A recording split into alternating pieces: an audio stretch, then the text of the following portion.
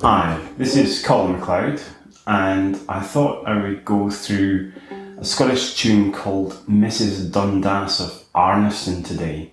Now, this tune was written by Neil Gow, who's the grandfather of Scottish fiddling, and who was around in the world from 1727 until 1807. So, this tune illustrates some of the Scottish bowing and some nuances as well, so I hope you enjoy. And first of all, I'll play the tune through slowly.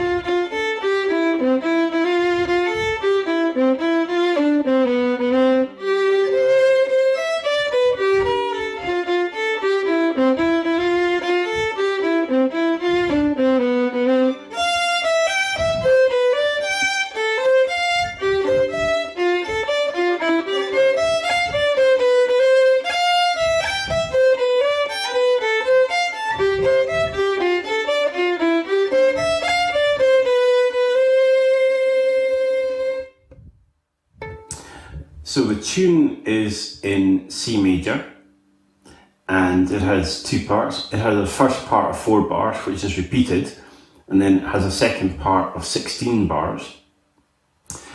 And in the first part of the tune, the B on the A string is actually a flat, it's actually a B flat.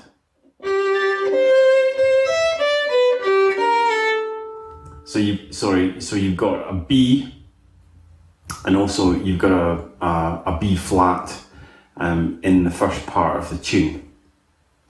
So what I'm going to do is I'm going to show you the fingering that I'm using for the first part of the tune, and then I'll do the same thing for the second part of the tune.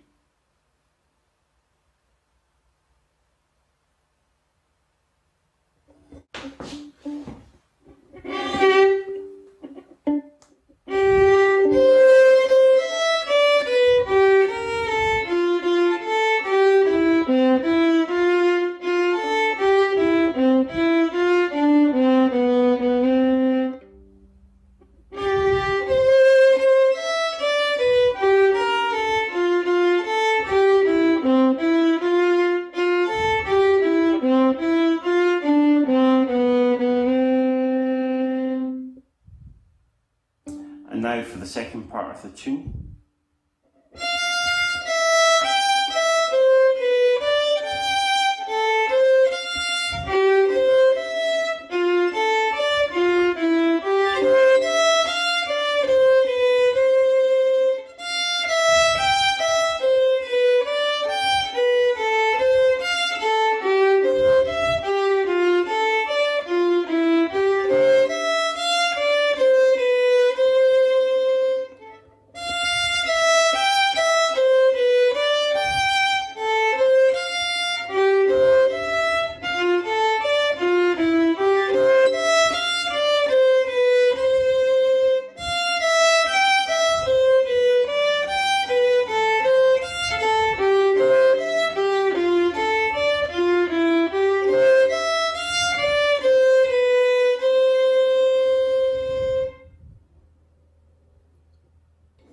Now what I'm going to do is I'm going to play the music up to speed.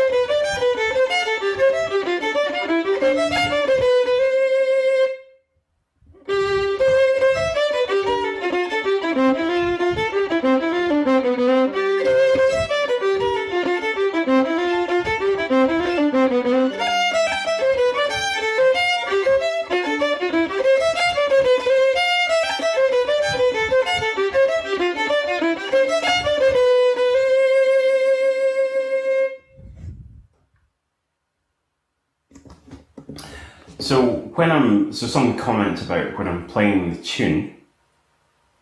I'm usually using between 1/2 and 3/4 of the bow. And that is for quick response when I'm playing, because the tunes are real. So the timing of the notes are very quick, and I want the bow strokes to be very quick to mimic the notes.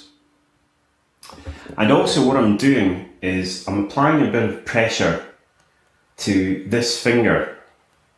So you can see that actually makes the bow bend in the middle. And this is one way to give a tune or a reel a distinctive Scottish sound.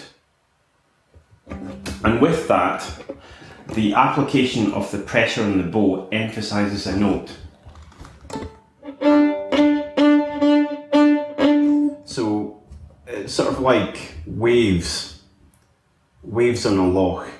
And each time I'm applying a bit of pressure to this finger, you can see sort of the bow just sort of bumping. There's a deep note, then it lightens off, pressure, then it lightens off, and so on. So when I'm playing,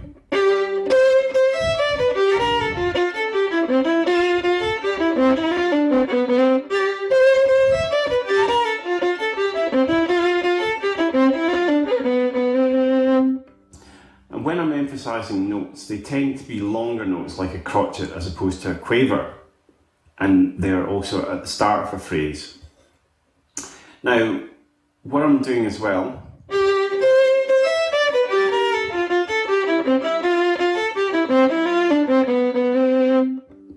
I am using slurring, and I'm also using syncopated slurring, which is joining, say, the last note of one phrase to the first note of another. So you're hearing something that you're not expecting to hear. You're hearing a pattern. You're hearing a playing pattern that you're not expecting to hear.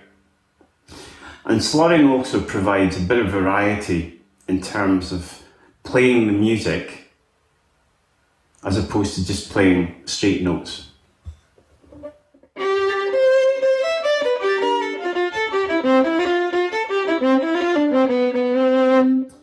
And my decorations tend to be short.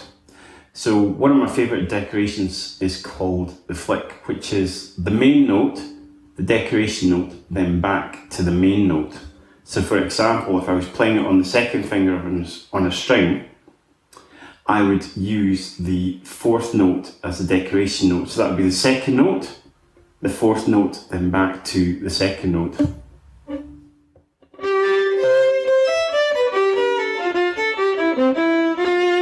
So there was the decoration. So this is the decoration.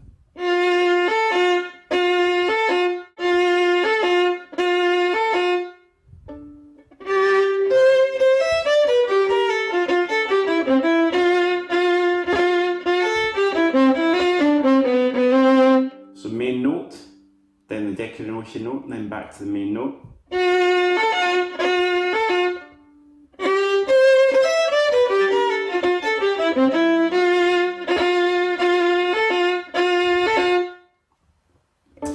And the decoration just gives that extra variety in the piece of music.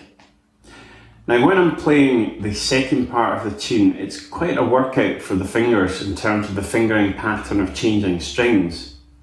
And I use the fourth finger on A as a substitute for the open E string to make playing that fingering pattern just that bit easier.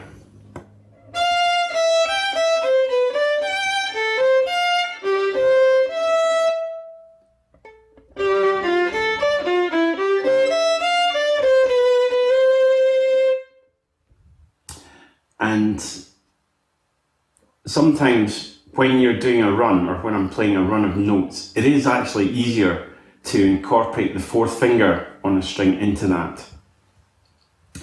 run, and it also makes playing the run just that bit smoother. So to recap, Mrs. Dundas of Arniston, beautiful tune, C major, Watch out for one B flat note in the first part of the tune. In terms of playing with the bowing, I'm using this finger to put a bit more pressure on the bow to emphasise notes where I want to emphasise them. And the notes that I would emphasise would be at the beginning of a phrase or where the note is actually a longer note, say a crotchet. The decoration is the second finger, then the fourth finger, then back to the second finger. So decorations are a way of brightening up a tune, putting a bit of variety into it. And I'm also using the fourth finger as well on the A string to help play the fingering pattern on the second part of the tune. I hope you've enjoyed this fiddle lesson. My name's Colin McLeod, and if you are interested in more fiddle lessons, or there's a couple of books as well, go to www.celticfiddleguru.com, and I look forward to speaking to you soon. Thank you for your time.